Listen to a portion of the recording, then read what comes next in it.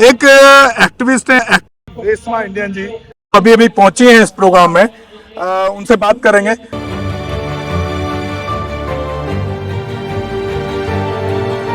Reshma Indian जी, आप अभी पहुंची हैं, आपके क्या मुद्दे रहते हैं?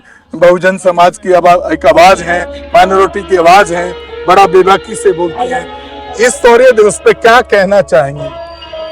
आपका बहुत बहुत धन्यवाद करती हूँ जी। और दूसरी बात ये कि मैं वो भीमा कोरे गाँव सलूट करती हूँ।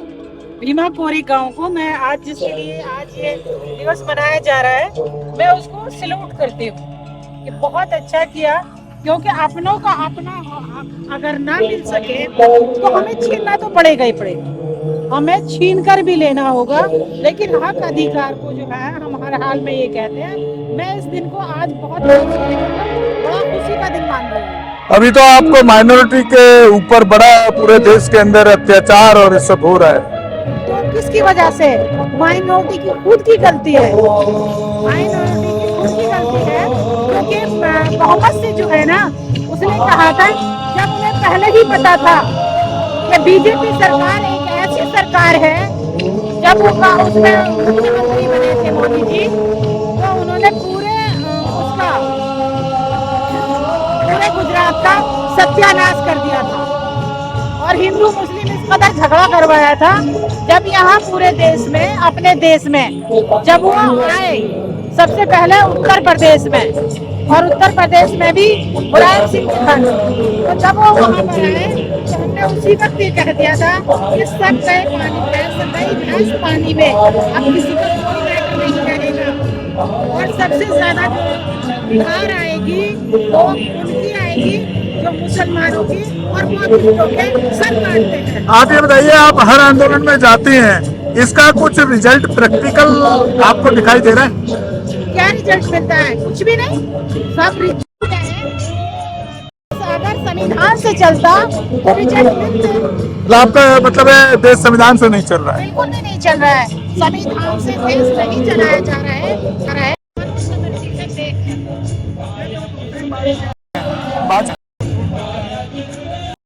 क्या कांग्रेस है, आप है, कोई भी है, फिर ये लोग क्या कर रहे हैं? जो कांग्रेस है वो आरएसएस, और जो मतलब आरएसएस का मकसद ये है कि देश में जो है, और दूसरी बात ये है देश में बर्बादा करना। आरएसएस का मकसद तो देश का बर्बादा करना है, बीजेपी का भी वही मकसद है, क्योंकि आरएसएस और बीजेपी एक ही है।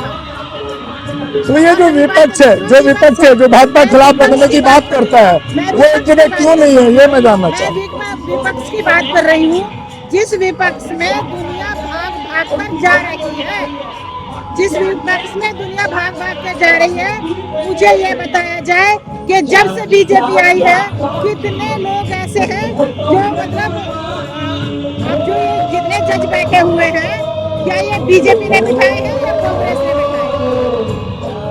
पहले कांग्रेस का मकसद भी ब्राह्मण था, आज बीजेपी का मकसद भी ब्राह्मण है और आरएसएस का मकसद भी ब्राह्मण है। तो आप तो दोनों के खिलाफ बोल रही हैं, तो फिर देश की सत्ता किसके पास जाए? कौन सही शासन चलाएगा? ऐसे नहीं कांग्रेस को बना दो, बीजेपी को बना दो, ये तो वही एक ही पार्टी, दोनों पहलू है। कोई लाल आम देखा है ना, आम के पेड़ पे एक ही जोड़े में दो लगे हुए होते हैं, एक हरा होता है लेकिन एक पीला हो जाता है। वही कहानी है कि इनका मकसद ये है कि हम ही रहने चाहिए, यानी कि ये लड़की हैं, सोशल एक्टिविस्ट भी हैं और दिल्ली यूनिवर्सिटी में शायद अभी पढ़ाई कर रही हैं, अपेक्षा जी। और बहुजन मुद्दों पे, स्टेज पर, जंतर मंतर पे, जहाँ कहीं भी वो बात रख सकती हैं, उस बात को उठाने का काम करती हैं। अपेक्षा जी, कहाँ से आप बिलोंग करती हैं? सबसे पहले थैंक यू सर, और मैं बहुजन एक्टिविस्ट भी हूँ और साथ साथ में ग्रेट बुद्धा टीवी की चीफ एडिटर भी हूँ, साथ साथ में वो भी काम करती हूँ। Besides that, I'm also studying in Delhi University. Right now, I'm doing my BA program with second year with subjects of history plus political science. So, मैं belong करती हूँ basically MP से। मैं कौन सा डिस्ट्रिक्ट है? MP से, जबलपुर से मैं बिलोंग। देखिए, MP से आकर के दिल्ली में रह कर के लड़ाई करती हैं समाज की, बहुत बड़ी बात।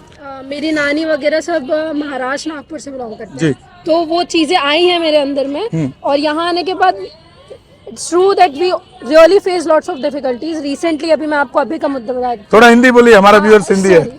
हाँ मैं आपको अभी रिसेंट का मुद्दा बता देती हूँ। वैसे मैंने 270 डेज ऋतु दीदी के साथ में, डॉक्टर ऋतु के साथ में ऋतु जी तो नेता बन गए हैं अभी। हाँ जी, मैं उनके साथ में जब वहाँ पे वो दिल्ली यूनिवर्सिटी में प्रोटेस्ट कर रही थी, तो उस प्रोटेस्ट में भी मैं थी। चलिए, और क्या क्या तकलीफें झेलनी पड़ती हैं वो बताइए। रिसेंट मैंने एक चीज बताई, स्टेज में बताई हाँ, थी। थोड़ा शॉर्ट में 25 और भी लोग। तारीख को मनुस्मृति दहन दिवस था। हाँ। उस दिन पुलिस के साथ में हमारी मुठभेड़ हुई थी, क्योंकि उन्होंने मनुस्मृति जलाने नहीं दी। चलिए, आपको जलाने नहीं दिया। मैं यहाँ पर एक तेरे युवाओं को आज ये प्रोग्राम जो भीमा कोरे गांव से बिलोंग किया जाता है, मतलब भीमा कोरे गांव का एक इतिहास है। इस इतिहास को लोग जो जान नहीं पाए और इसको फैला नहीं पाए, 200 वर्ष में बहुत पीछे चला गया। आज जो मैं देख रही हूँ, मुझे बहुत खुशी हो रही है, और जो मेरी जबान पर, मतलब जो मेरे दिल में था, वो मेरी जबान पर आ ही गया कि हम मूल निवासी हैं, और हमारे साथ जो अत्याचार हो रहे हैं वो सोच लें कि हम मूल निवासियों को कोई कमजोर समझता हो तो हमारा इतिहास देख लें।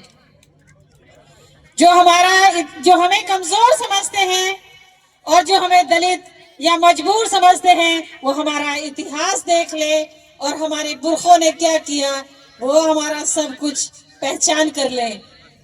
तो मेरा काम है, मैं ये कह रही हूँ, हमारे जो मस्जिद में मदरसे होते हैं, हम अपने मदरसों में, यानी कि हम अपने मदरसों में 7वीं क्लास से ही, हालांकि मैं हाई स्कूल तक करवा चुकी हूँ, यहाँ तक इंटर तक भी करवा चुकी हूँ, स्कूलों को, मदरसों को स्कूल तैयार करवा चुकी हूँ।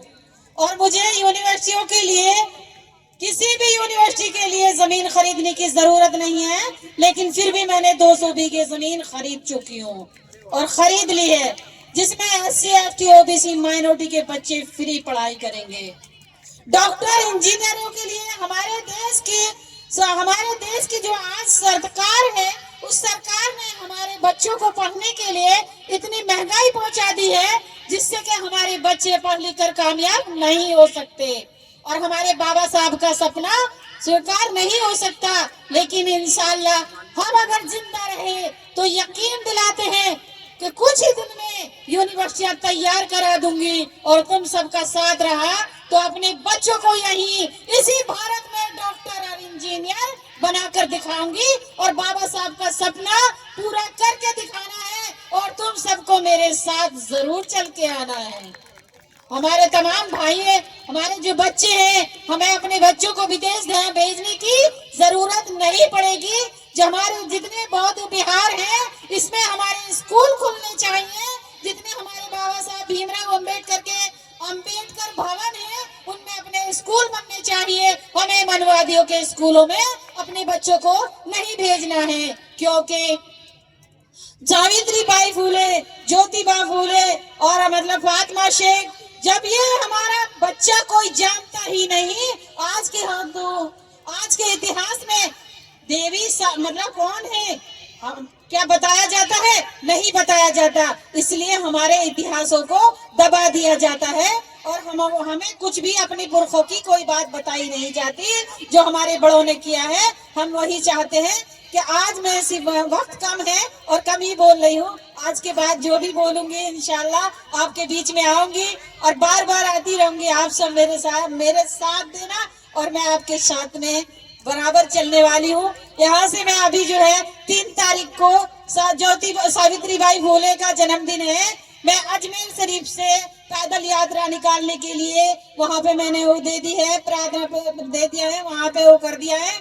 वहाँ का DM जो है स्वीकार नहीं कर रहा, कह रहा है कि मैडम हम तुम्हें यहाँ से निकलने नहीं देंगे, झगड़ा होने वाला है। इसलिए मैं माफी चाहती हूँ। तो मैं आई, आपने मुझे सुना, बहुत बहुत धन्यवाद। जय भीम, नमो बुद्धाय, जय भारत, जय संविधान, अल्लाह हाफिज। धन्यवाद, बहुत बहुत थैंक यू। कम शब्दों में जो अपनी बात रखी। हमारे चैनल